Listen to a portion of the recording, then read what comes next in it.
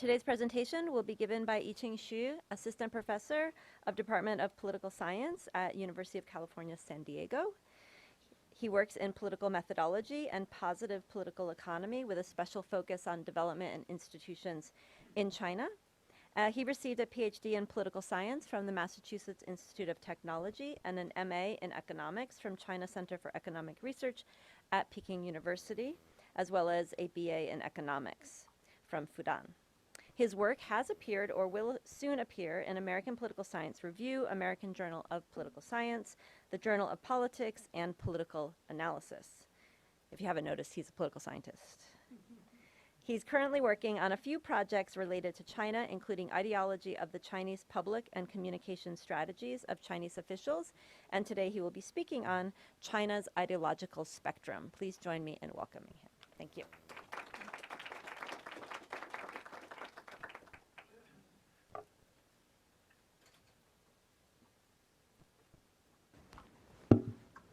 Hello. First, I want to say thank you for a kind introduction, and thank you, Yuan, for having me here. After spending a few months in San Diego, I started to develop a nostalgia for the red bricks and the white snow from Boston. So it's really fascinating. And I went through the past speakers. It was really outstanding. Some of them are my teachers. I feel really honored and privileged to be here. So today I'm going to talk about a project I have been working on with my co-author. Oh, this can work. Yeah. Oh, with my co-author at Stanford, Jennifer Pan. This is about China's ideological spectrum. So I want to start with Chairman Mao's quote. Except in a desert, wherever there are people, there will be a left, center, and right, and will remain thus even after 10,000 years. I'm not suggesting that our work is motivated by reading Chairman Mao's Little Red Book. This quote is from a period which is one of the dark moments of my country's past. It's on the eve of the anti-rightist campaign in 1957 to 1959. And this quote actually is from one of these very famous party documents. Things are changing. Mao is using this quote or this theory to justify his campaign of identifying who were the rightist, and in order to prosecute and purge them. Those people are mostly intellectuals in China. But what I want to say is that the idea of being ideologically, being left, center, or right on the logical spectrum is so deeply rooted in the minds of Chinese intellectuals and ordinary people like netizens. So if you look at intellectuals, almost all public intellectuals I know have written on ideological positions, who are the right, who are the left, what's the new leftist, what's new liberalism, so on and so forth. These are very famous people from left and from right, public intellectuals. Actually, while I was in college, I was really fascinated by reading these debates on who are the right and who are the left, and what are a lot of ism are about. It's kind of my process of kind of enlightenment, how to be familiar with different ideas in the Chinese society. And of course, it's not only influencing the public intellectuals, it also has a lot of impact on ordinary people online. They develop their own ways to categorize left and right in the ideological spectrum. All kinds of discussion of who are the left, who are the right. However, so basically, what I want to say is that it has deep historical roots. It maybe starts from maybe 180 years ago, when in the late Qing dynasty, when China starts to modernize. Early public intellectuals like Liang Qishao and Yan Fu, who have introduced the Western, now we see as Western classics like Hobbes and Rousseau and Locke, these people to China. And then, of course, there's a popularity received by the Chinese intellectuals of Marxism and Leninism after the Russian Revolution in 1917. And then there's a rise of the League of left-wing writers, including most famously Lu Xun. And then after the founding of the country, there was all kinds of social and economic movement. Many of them were disastrous for China, including what I mentioned, the anti-racist campaign, and of course the 10-year-long, some people say 3-year-long Cultural Revolution in the 60s and the early 70s. And then after the reform started in 1979, there's a lot of debate. At the early stage of the reform, there's a lot of debate about what's the right way to modernize the country. There's debate between Chen Yun and Deng Xiaoping. Chen Yun is now seen as leftist on the economic policies until Deng finished the debate with the cat quote. The quote actually came from Chen Yun, not Deng Xiaoping, but basically people remember Deng Xiaoping for his pragmatism. And then, of course, in Tiananmen, 89, everything is reversed until 92. There's Deng to the south, and then basically Deng rebooted the economic reform. In 97, 15-party Congress, socialist market economy becomes the doctrine, entered the party constitution, and then now we have the new China dream. Of course, in 2011, we have the Renaissance in Chongqing. So all kinds of events are prepared people of being left and being right. There are all kinds of debate all over the course of the modern Chinese history. So if we look at these debates online or among public intellectuals, we have a rough idea of what left and right means in China. Usually when you look at the public documents, left is with a quotation mark, right without quotation mark, because the party thinks left, extreme left is really bad, but left is not necessarily bad. Left with a quotation mark is usually bad. But what people online, what non-ordinary people understand as left and right are what I put here. It may be wrong, it may be not precise, but politically, people seeing those left people, those people on the left, ideologically, are those people who are pro political status quo and very strong on national unity. And people on the right politically are those who are pro-Western democracy. I list this because it may be unfamiliar to Westerners because the left and right is reversed to some extent. Here, left usually means more liberal and more progressive, but it's politically different. Politically, it's different in China. Economically, it's more like, still I cannot say it's similar, but on the left, usually those are the people who emphasize a strong state control of the economy. On the right, people are more pro-market. But culturally, we recently have a new rise or new surge of new Confucianism. But those people usually identify with the left, or the left like their ideas more, and the right are usually those people who are embracing Western social values and a non-traditional culture. So that's our understanding, but we don't really know. That's what people have been talking about. We don't know whether these preferences go together empirically among the Chinese public. So the part of the reason that we don't have much research on Chinese ideology is because the definition of ideology is so diverse. So in Marxist sense, ideology are ideas of the dominant class in order to rule the rest of the society. Of course, by literally, ideology means origin of ideas, but Marxists use this word to describe these ideas of the dominant class. And then you have post-communism. In the post-communism literature, people use this word to describe a belief system that is used for social control, usually in a pejorative connotation. And also it can mean a culture system with a set of shared symbols. But our treatment of this notion, of the definition of ideology, is very, I would say, operational or instrumental. Basically, our definition in this paper of ideology is just a configuration of organization of preferences. It's a belief system. It's a belief system that help us understand what kind of preferences go together, following mainly the American politics literature.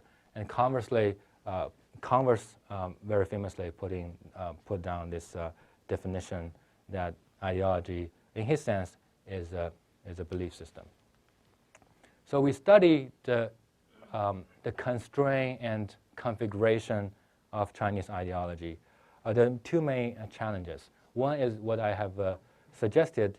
It was perceived to be unimportant. Converse put in his famous book that it only matters, maybe it doesn't matter in authoritarian regime because there's no direct linkage between public opinion and public policies, or the who rules the country or rules the nation.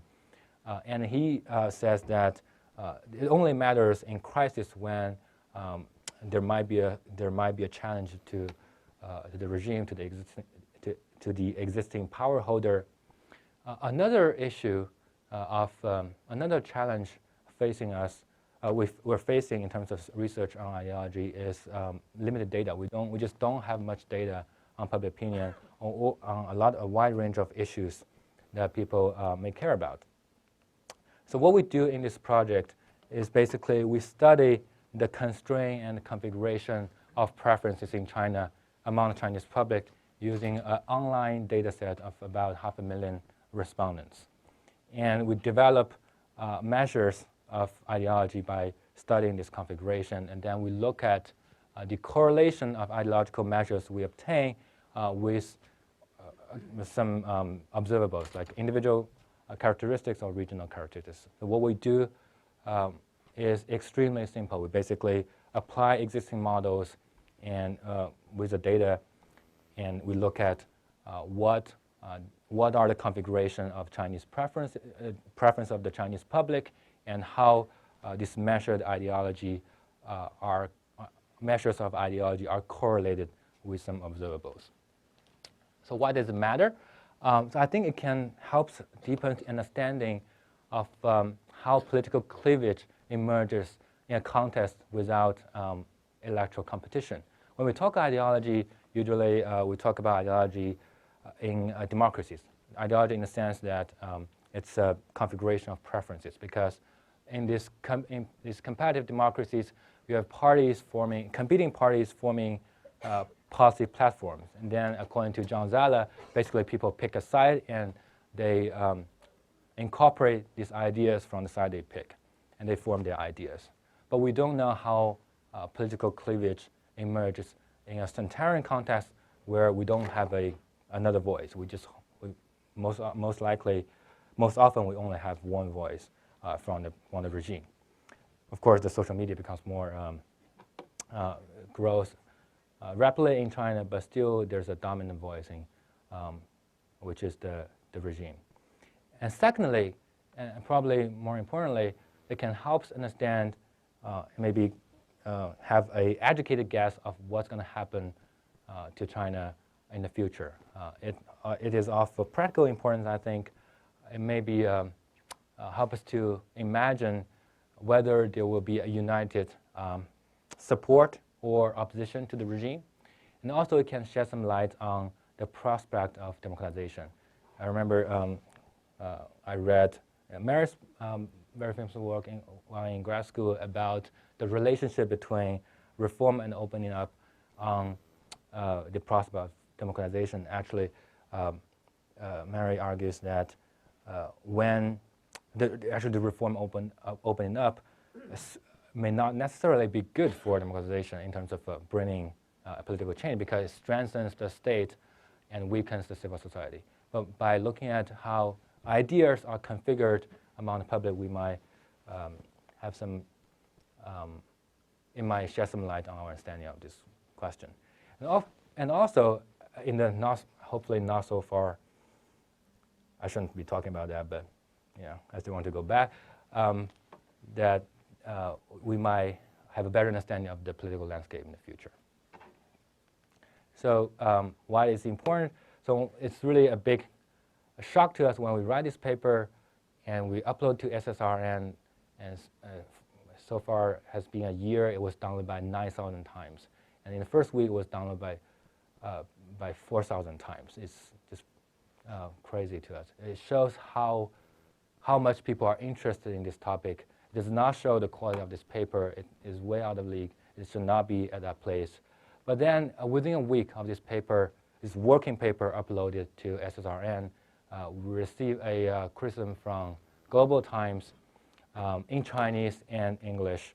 The Global Times title is that our research is utterly ridiculous, and the Global Times English version is basically the same editorial, but the title is tuned down. So I was actually want to do a research on comparing the English version of Global Times and Chinese version of Global Times, and how they change their way of expressing the same idea. And then that's on the left. And on the right, we see Wall Street Journal, and then New York Times start to report and criticize the criticism of our paper. So we set out to study ideological divide of Chinese people, and then we end up finding new ideological divide among different media outlets. Yeah, maybe. So I don't know whether that's a good thing, but we were kind of nervous at the time. We didn't say much about this, except sticking to our empirical findings. So just some preview of what we did. As I said, we studied the configuration and constraint of public preferences. That will become clearer in the next few slides. We also studied the correlation of the ideological measure we have. For the main results, I don't want you guys to wait for too long. And for the constraint, we find that among Chinese public, at least according to our data, there are systematic organization of public preferences. But the constraint, the level of organization, is much weaker than that have been found in Western democracies such as the United States. Basically, people are less ideological, less polarized than what we find in democracies. And also, in terms of configuration, by what we mean the organization of ideas, we find it falls in a three-dimensional space. The first dimension is political, whether you're political liberal or politically conservative. I'll explain what that means. And the second dimension is social and economic, and third dimension is nationalism. And the latent traits estimated from these dimensions, basically the ideological measures are highly correlated. They're not orthogonal to each other. Basically, a person who's more liberal politically is also more likely to pro-market and also more likely to embrace Western social values like sexual freedom or tolerance of homosexuality, so on and so forth. And this person is also more likely to be anti-nationalistic, less likely to be nationalistic.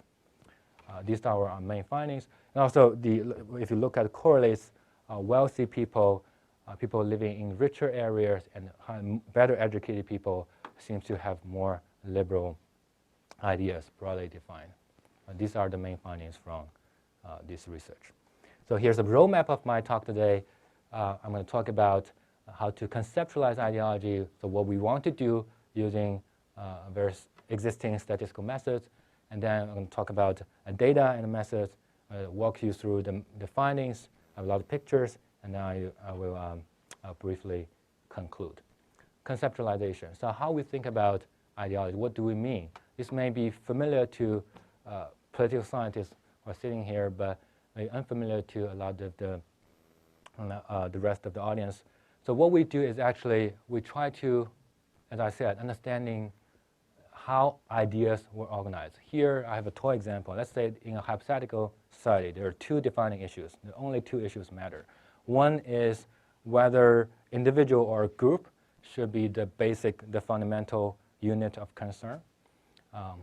And the other issue dimension is about the importance of state intervention in the economy, whether you like laissez-faire economic policies, or you like more state control of the economy. And then we have people, we have respondents. Each dot represents one person, and this person can locate his or her preference on this two-dimensional space. If their preference in the society is distributed like this, we will say it's a two-dimensional preference, and the two dimensions are pretty much uncorrelated or orthogonal to each other, which means a person's preference for individualism may be unrelated to his or her preference for laissez-faire economics. And that we would call it a two-dimensional preference, two-dimensional ideology, and the two dimensions are uncorrelated or orthogonal to each other.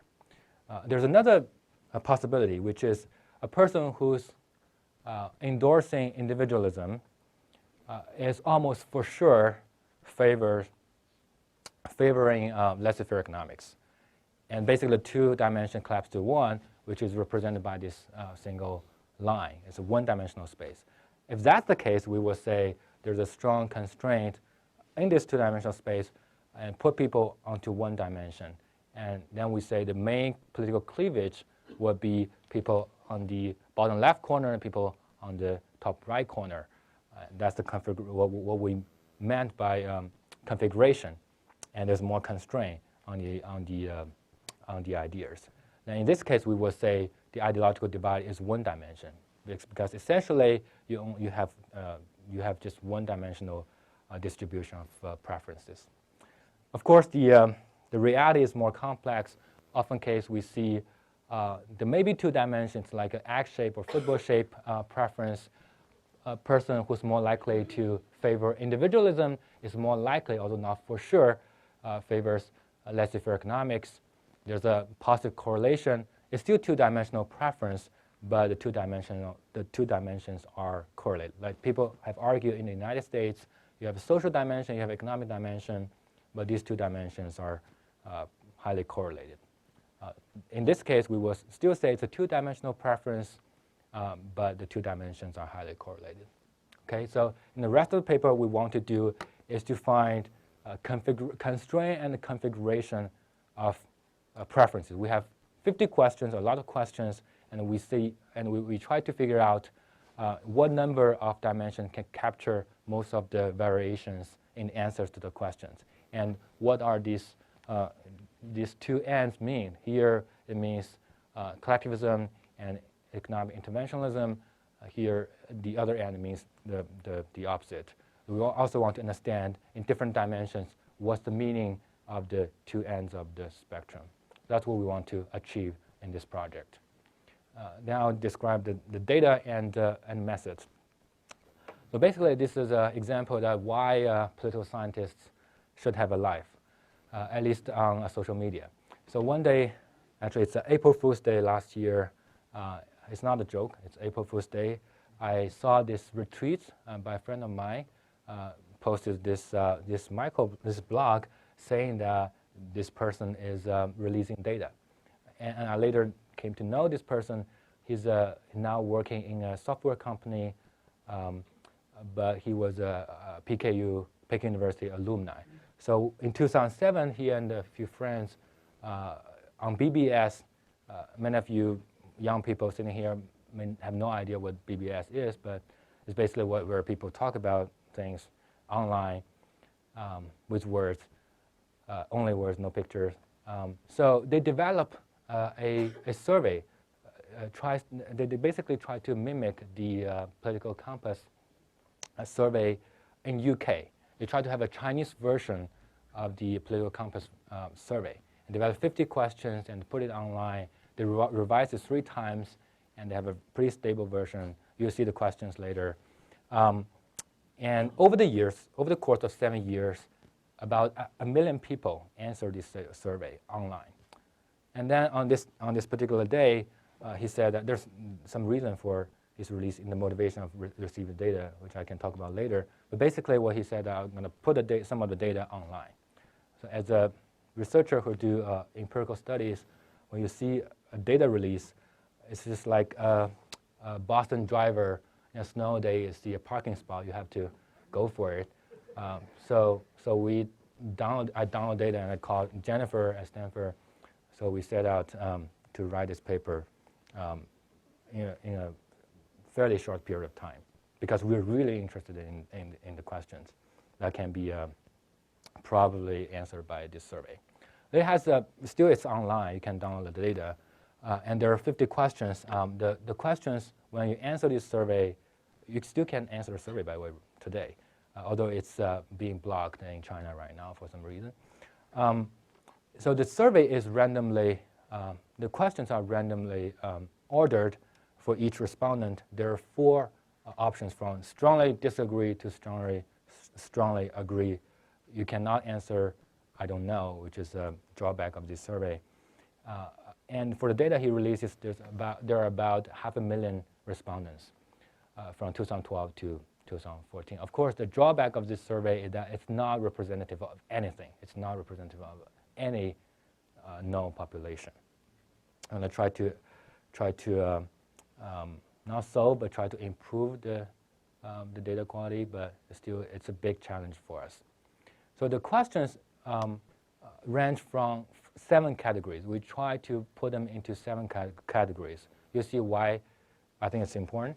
It ranges from political institution, individual freedom, market economy, capital and labor, economic sovereignty and globalization, nationalism, and traditionalism. And the middle 3 are all about economics, but we try to separate them because we think they capture different preferences. And let me walk you through this question because I think it's important. The political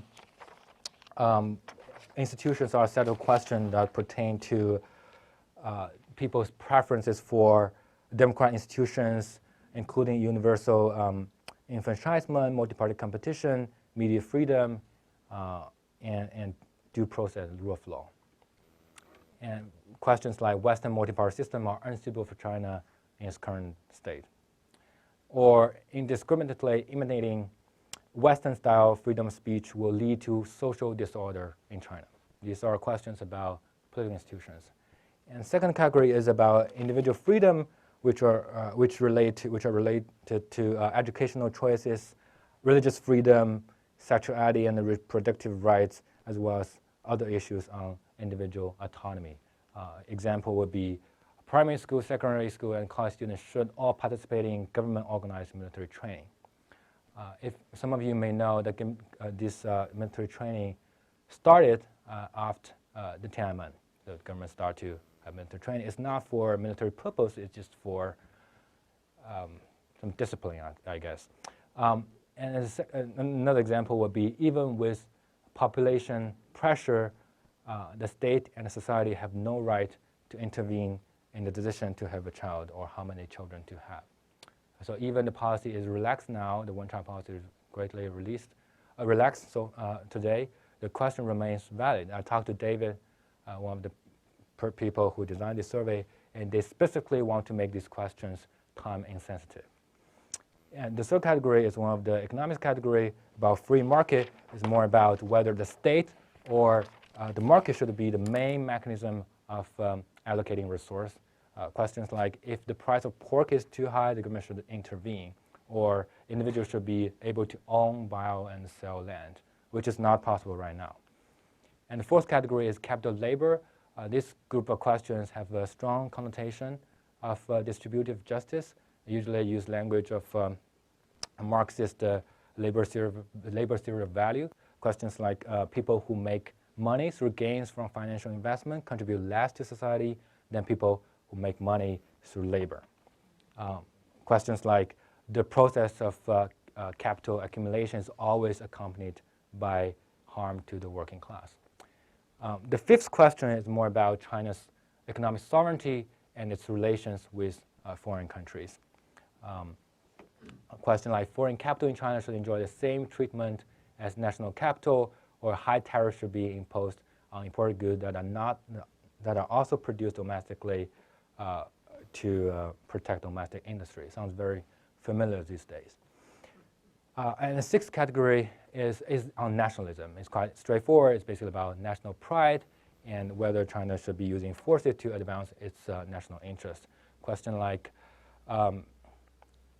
national unity and territorial integrity are the highest interests of society, or force should be used to reunify Taiwan with China if conditions permit. Very sadly, it becomes a popular issue these days.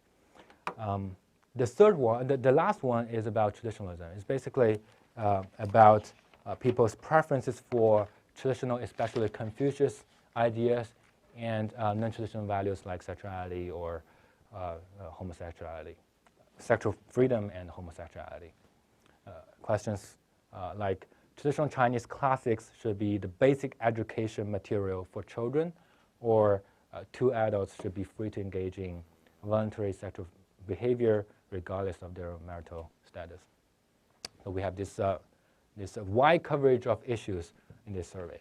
As I said, this survey is by no means representative. A lot of people are actually college kids from big cities like Beijing, Shanghai, and Guangdong, and some are from abroad and some from Hong Kong. It's by no means representative. If you look at there are, of course, pros and cons of this survey. Today, is still the survey has the widest coverage of issues not ever seen. A lot of questions you cannot ask with a written survey. You can never pass. There's no IRB, but you can never pass any kind of self-censorship or censorship if you want to do a survey in China. And another advantage of this survey that is the respondents are supposedly more intrinsically motivated. There's less social desirability bias. The cause, of course, is representativeness. It's a big issue. We try very hard to try to improve on that front. And also, it does not have much coverage on ethnicity, which becomes more important these days, and also on women's rights and things like that. But I don't see it is a big issue because it has already covered a lot of different issue areas. So what we do with the sampling is that we try to do some post-stratification.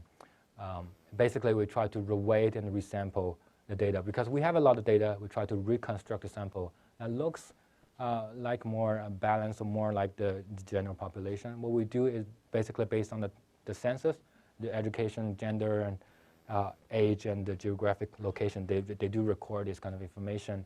And then based on this information and their joint distribution, we sample a 10,000 observations from this large data set. And then we conduct analysis based on this resampled data. So when you look at the distribution on the x-axis is age and the y-axis is density, this is the original data. The dark area are women and the lighter area are men. And the women are on the top, of course. So we see that there are a lot of college-age male in the survey, and the majority of them. And after reweighting, they're more evenly distributed in terms of age and gender balance or distribution. So if you look at regional distribution in the regional survey, 20%, almost 21% from Beijing, and more from Shanghai, Guangdong. And in the reweighted sample, in the resampled, reconstructed sample, about 3%. It's more regionally balanced. But this by no means solves the problem. I want to put a caveat here.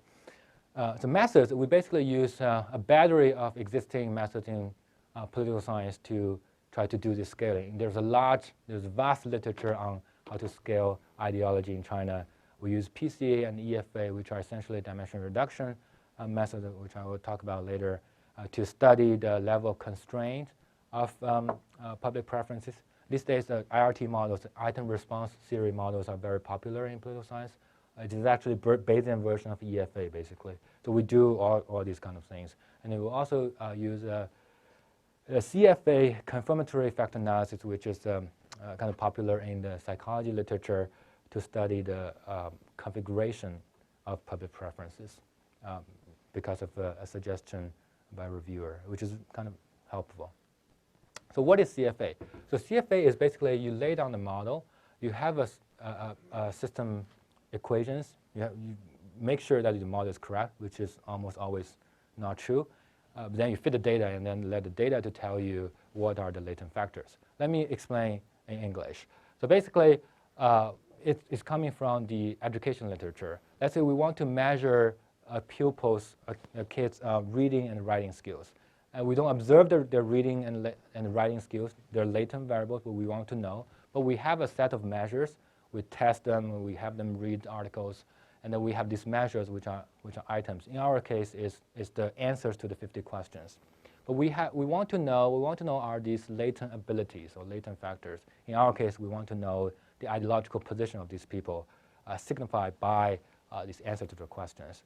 So we have a model.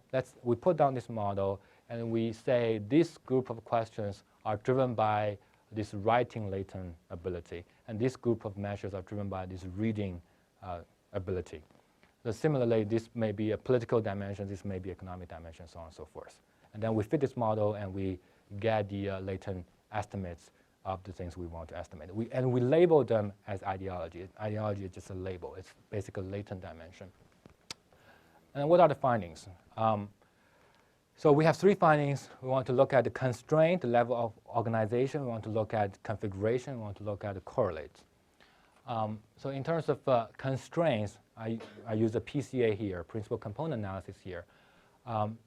It's a technical term, but essentially what it does is you have 50 questions, 50 columns, 50 different variables, and you want to summarize the information in these 50 questions with as few as composite variables as possible. So use a small set of questions to basically capture the variation in the larger set of questions.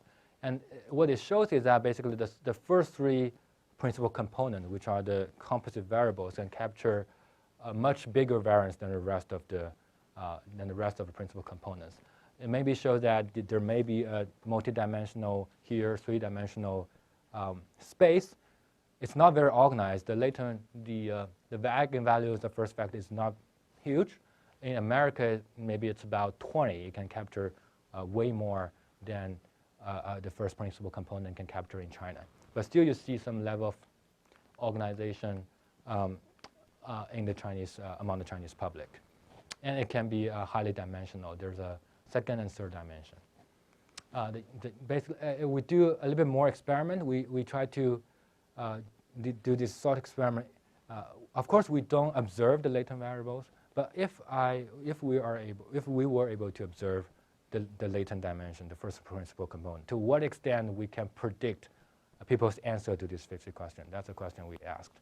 And let's say we observe the first principal component and can increase our prediction, our ability to predict the answers by about 8%. It's not huge. In America, it's from like 60% to 80%. It's like here. In America, ordinary people's preference are much more organized, usually highly correlated with party ID. But in China, there's some level of organization, but it's much weaker than that in the United States. And then we use CFA, the confirmative factor analysis, to study the configuration. By configuration, I mean what kind of preference go together. But the problem is that the problem with CFA is that you have too many models to go through. You have 50 questions. They're basically an infinite number of models that you can plausibly assume. And that's why we basically simplify the model. We put the question into 7 categories, as I described earlier, and then we impose these 2 assumptions. We impose the assumption that each question is only driven by one factor, not by multiple factors. It's entirely possible that one question is driven by both nationalism and preference for a more liberal political institution, but we assume that it's only driven by. That's why we spend a lot of time on how to categorize, how to group these questions. A second assumption is that the question in the same category, using our prior knowledge, basically is driven by the same latent variable. So we put the questions in groups, and then we organize the groups. Essentially, it reduced dimension from 50 variables to 7 categories using our prior knowledge. It's strongly dependent on how we group the questions. But we try very hard. But still, it can be 3-dimensional, it can be 2-dimensional, it can be 1-dimensional. We don't know. By 1-dimensional, I mean it's basically there's one ideological measure, and it drives your answers to all 50 questions. Okay, as I shown using the toy example. So what I did is we basically do a complete search of all the models that are possible based on our assumptions. There are 900 models. You let computer do the work, of course. And what we find, the best model based on our 7 categories is a model of 3 dimensions. And the 3 dimensions a model looks like this. Basically, you have 3 latent factors, as I said. It's just like a pupil's reading and writing skill. Here, we may call it a political ideology in the economic and social domain, ideology in the nationalism dimension. And then these dimensions, these latent factors are correlated with each other. We allow them to correlate each other, different from PCA, and then we assume that the answer to the questions are driven by a person's latent traits. Okay, is that clear? So, and the model and the search find that the 3-dimensional model fits the data the best. And what kind of model is that? It's basically we find that the preference for political institution and preference for individual freedom go together. They're kind of driven by one latent dimension.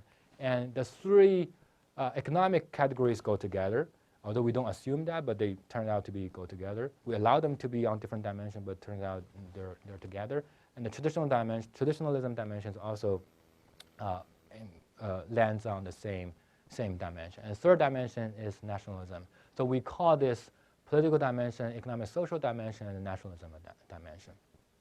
Questions? So that would be the model we use to estimate, so to speak, the ideology measures of each respondent. And then we look at how they are correlated with their observables. So just a quick check of the model. These are the correlations or organizational preferences. In the raw data, there are a lot of positive and negative correlations.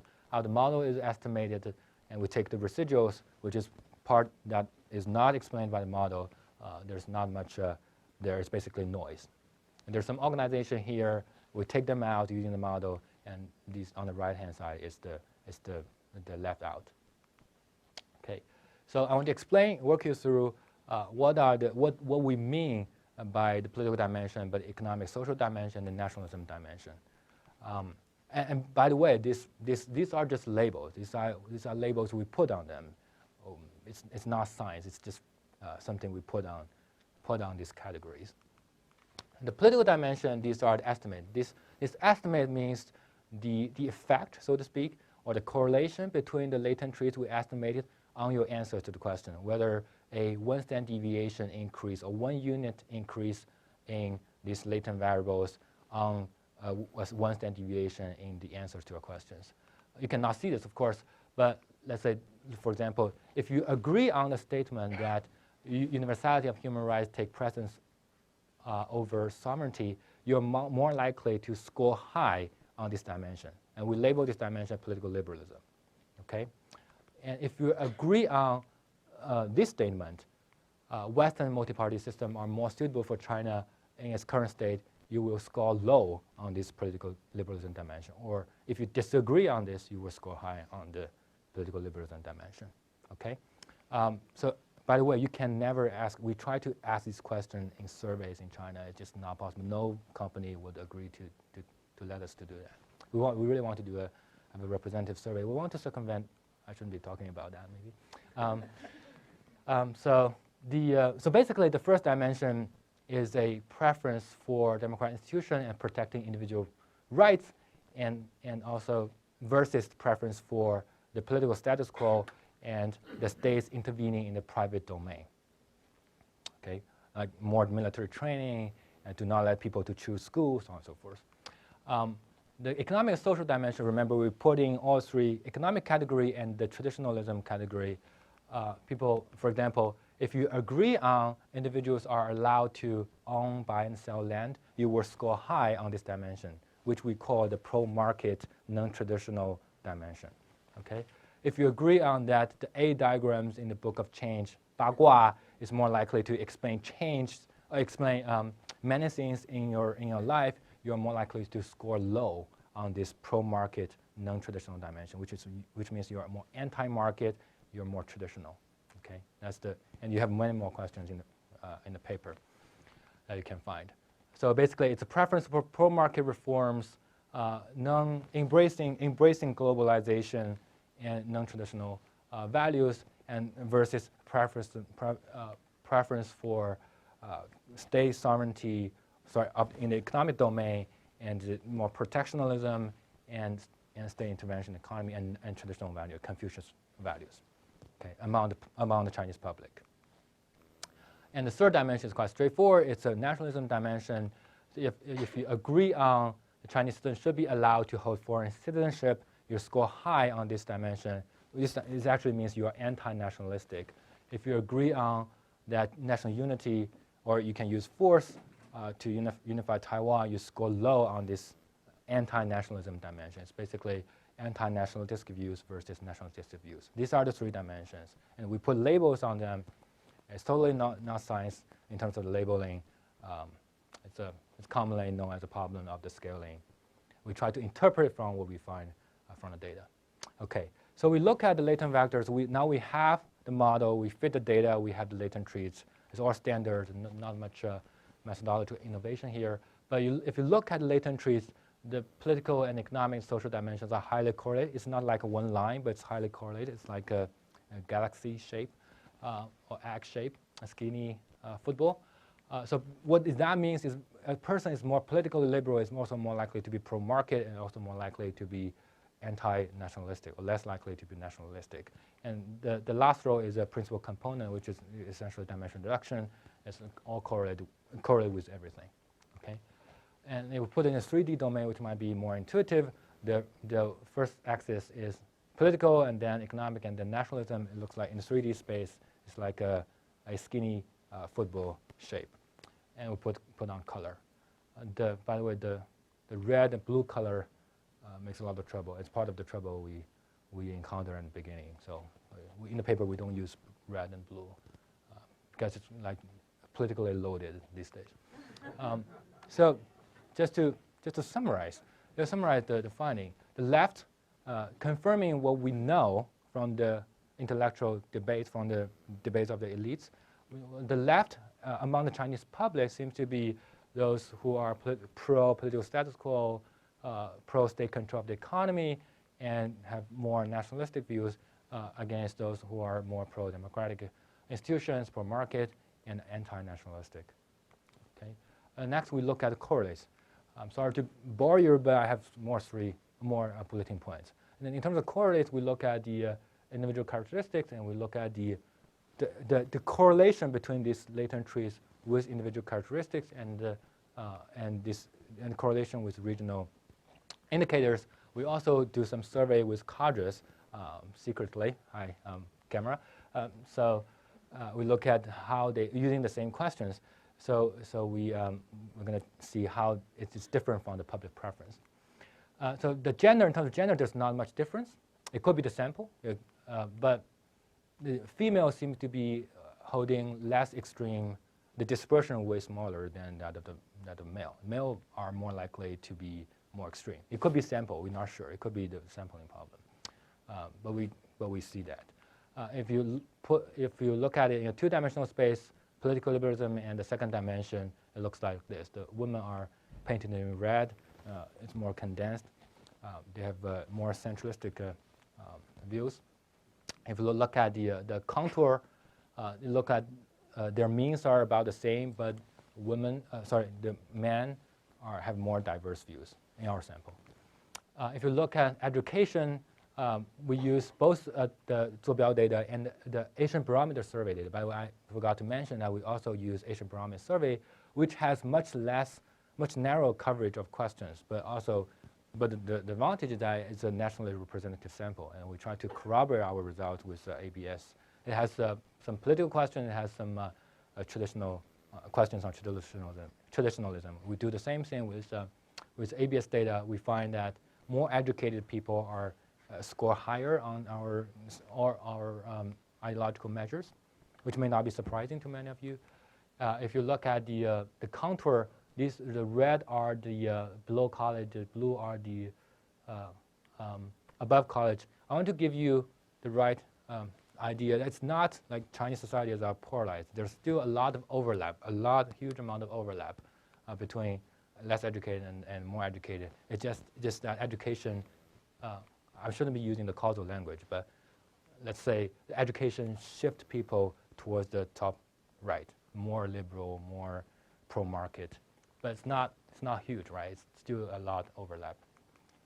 If you look at income, similar fashion in both our online sample and the national representative sample, wealthy people seem to be more liberal in both economics, nationalistic, and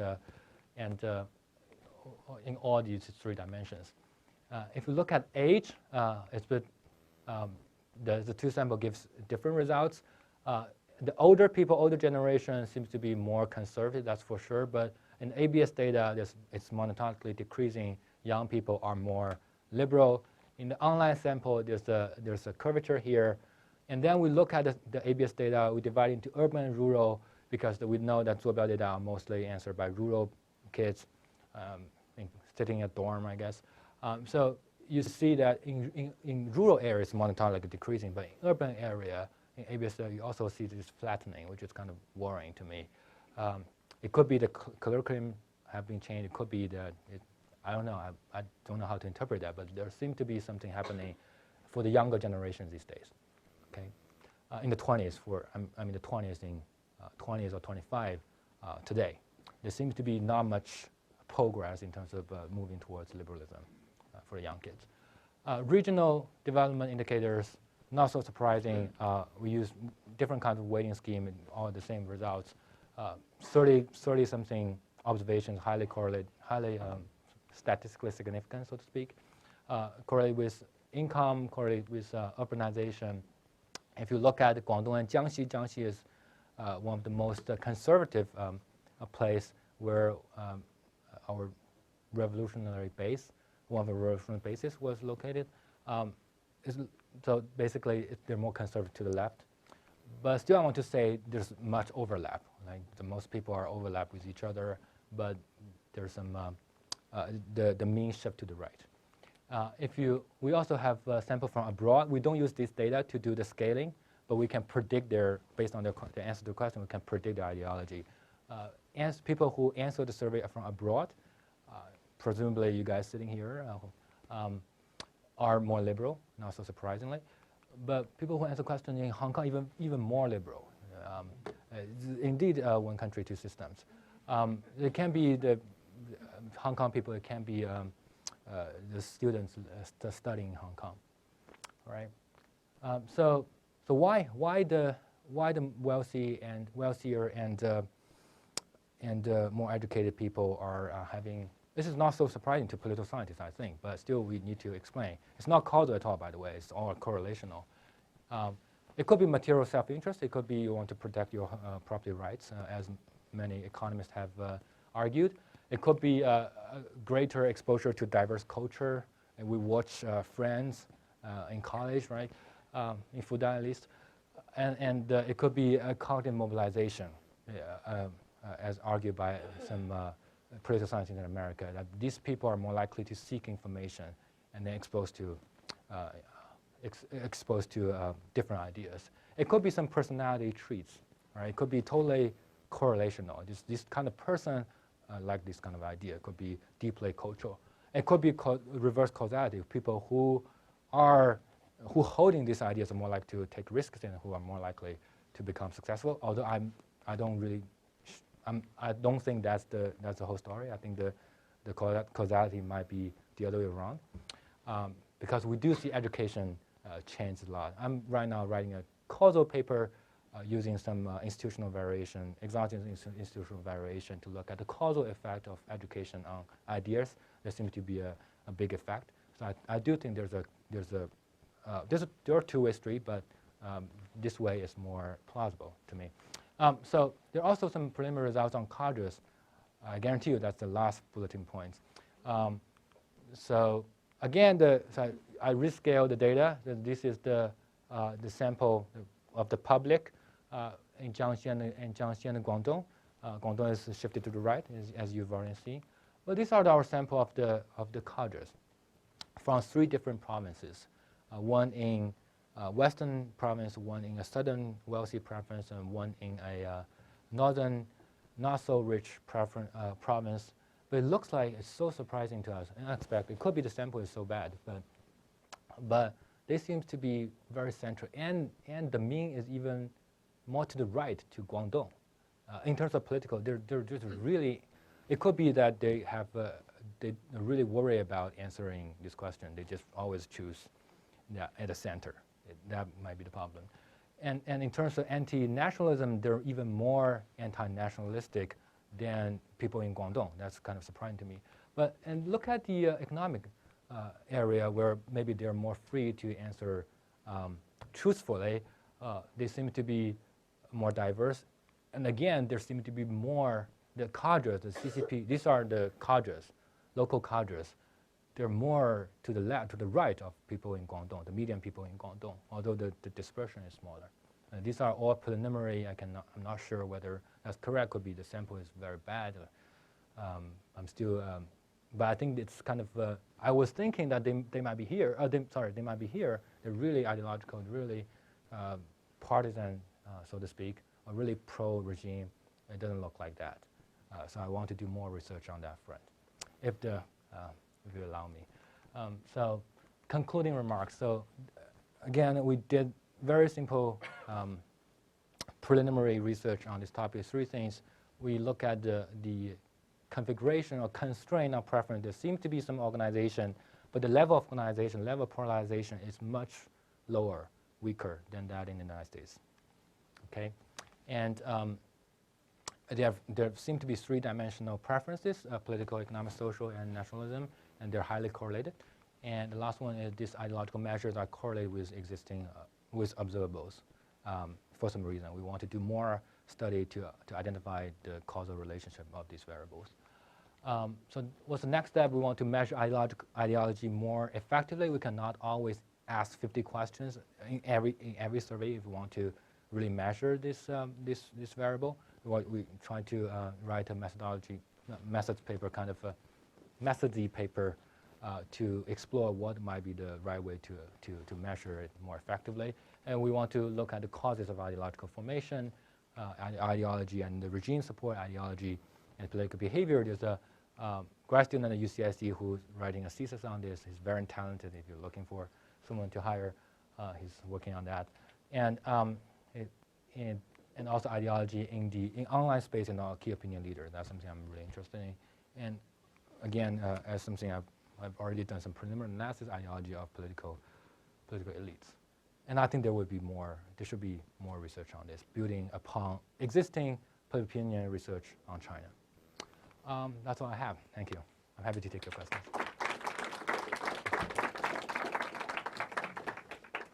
Thank you. I had a question about your data, specifically the way respondents indicate their geographic location. Is it something gathered automatically by IP address? Do they self-report? Is it VUCO? Is it? It's IP addresses. It's IP address. Okay. So potentially, if you have a large cohort of college students, these are people from other regions of China who might just be in Beijing to go to college. It could be. It could well be. And so your data is not capturing that, if that's No. the case. Yes, but in the weighted data, the college students is a small fraction of what we have. So all the analysis is based on the resample data. It's more assuming that they're reporting their age truthfully. So there are actually more people. Majority of the sample is older people. Yeah. So I mean, you obviously addressed the issue with the data generating process in your talk. The one thing that I think that maybe doesn't show up as much in the paper as I think it should is that there's another self-selection that's not really taken care of by the Asia Barometer, which is that I think the people who are more likely to self-select into the survey are people who are highly politically aware and high information people. And there are lots of studies that show that that affects people's political ideology and their political opinions. And I know that, like, obviously there's nothing you can do about that immediately. But I was wondering if you were thinking about repeating the same kind of survey, using like a representative sample in some way, and whether or not you had any kind of like ideas about like whether there will be differences in terms of like the dimensionality or types of Sure. Two answers to your question. One is the main takeaway from this analysis, I'm not so confident, so to speak, on many of the results in terms of which, for example, which region is more conservative or more liberal than the other region. I'm not confident at all. There's no way to know that without a good sample. But I'm quite confident that we find multidimensionality, we find this correlation of preferences, the configuration of preference. That I'm quite confident. Because imagine you have a more diverse sample, you would even have more dimensions or even have lower level of organization. And also I do some kind of a Monte Carlo to randomly drop, in a non-random fashion to drop some of the composition of the data. And the first principal component is always very stable. The organization of these questions is always kind of stable. That I'm quite confident. I'm also quite confident it's multidimensional. It should be true with a more representative sample. But in terms of how to improve the data quality or improve the method to collecting data, I think one thing we learn from public opinion literature is that we should allow people to answer, I don't know. It's very important. We cannot force people to pick an answer. That's actually, I think the research has shown is very important. If I were to redesign a survey, actually in the cadre data, we've already incorporated that. But there's a lot of ways we can improve survey, and we are working on that. But I think the most difficult part is how to implement it. It's not about money. It's most about how to implement it. Yeah. Please. I was told that some Chinese people are rich. And how people can be rich in communist regime? I think that's a question Mary can answer better now. Yeah. It's very. I think the short answer is there's market reform, and in the economic domain you're allowed to do a lot of things, and of course there's corruption and other things. But I would say mostly there's entrepreneurship for sure. Since '89 reform and opening up, there's a lot of private sector going on. So there's a growing private sector in China. Yeah. Thank you. We can talk about it later. Yeah. Mary. Sorry, I have a question. I have two questions, I guess. One question is about, I guess if the survey is ongoing, if it's possible to look at changes in preferences over time. Yeah. Although this is obviously not panel data, like you cannot identify people who are taking more than one. Yeah, it's actually a disadvantage or a defect of this data. It could be. It could be multiple. Yeah. But we do look at the over time change. I'm asking data from this guy. He has 7-year data, over 7-year data with the same set of questions. Maybe we can look at some change. But within the 3-year period, we don't see much of a change in terms of means and in terms of dispersion. But it could be, so all of this is dependent on the sample. The sample is so crucial as we learn from this election. So I'm not very confident to say anything because the sample is not good. I'm wondering in particular about the cadre sample because, so it's also related to my second question, because the cadre sample is taken during a period of time where the economy has already slowed, and so cadres are motivated to think about, Yeah, so that's what we want to do. We want to do a parallel comparison in the same location of ordinary people and cadre and see, using the same method. And that's really, so there's this other issue related to this. So cadres, I think, are thinking also about like how to make the economy grow. I was looking at the same time, there's a debate started by Liu Yiqing, who's the Minister of Finance, to revise or repeal the labor contract law, which would give them rights. Yeah. But so there's also this weird conflict in Chinese ideological spectrum that, I mean, it's actually in all ideological spectrums, but I think in China it's really pronounced, where there are people who are very left in terms of they want protection of social and economic rights, like labor rights, and then there are people on the right or liberal in China who want freedom of association and like civil society, which is like trade unions, and actually both of those groups of people could want the protection of labor rights, but they have a kind of different way of going about it. So one is sort of pro-state and one is kind of free market. Yeah, exactly. So So I think again, I want to have a better sample, and I think So my takeaway of doing this is that the ideology is pretty, although I say it's highly correlated with the dimensions, but it's multidimensional. You could be taking one position on the left, taking another position on the right. It's possible. And of course, we observe that these people who call themselves pencil club, who are really pro-authoritarian government, but really favors laissez-faire economics. They see the authoritarian government as a protection of their laissez-faire economics agenda. So you do see these people, and you also see some kind of people like Qin Hui who are kind of social democratic, more social protection, but also arguing for freedom. But I think they are also they're for sure existing, and I think that this kind of people are more salient in intellectuals. So I think the reason we don't find many of them is because these are the ordinary people, and many of them, at least in the original sample, many of them are college kids. In the reconstruct sample, they're more older people. Yeah. Thank you. Yeah, that's very helpful. Please. I was interested in how you opened with the Chinese press and the U.S. press, and I was wondering, in looking at how they reported, what did they misinterpret, or how do you think that they understood and operationalized what you had found? Well, I think thank you so much. Yeah, I think that for the Chinese media, we didn't know that it was sensitive. We have no idea that this is sensitive. It's just two graduate students playing with data and posting a paper on SSRN. It becomes sensitive because I think it touches one of the red lines of the regime, which is we shouldn't have a division in ideas. We can have division or economic disparity across different regions, but all regions should have the same ideological position. I think that's what they say in their editorial. That's why they reacted that way. And the Western media is more about look, China, yeah, you can understand their interest. So that's why, and they also are interested in covering how the Chinese media react to this research. I'm not sure whether I answered the question. I'm also curious if they misinterpreted. Oh, misinterpret. Data in some way that you would. Yeah. So sure, of course. Yeah. I think. Yeah. I want to give people impression that this is highly qualified. The data have a lot of problems. I'm not very sure that.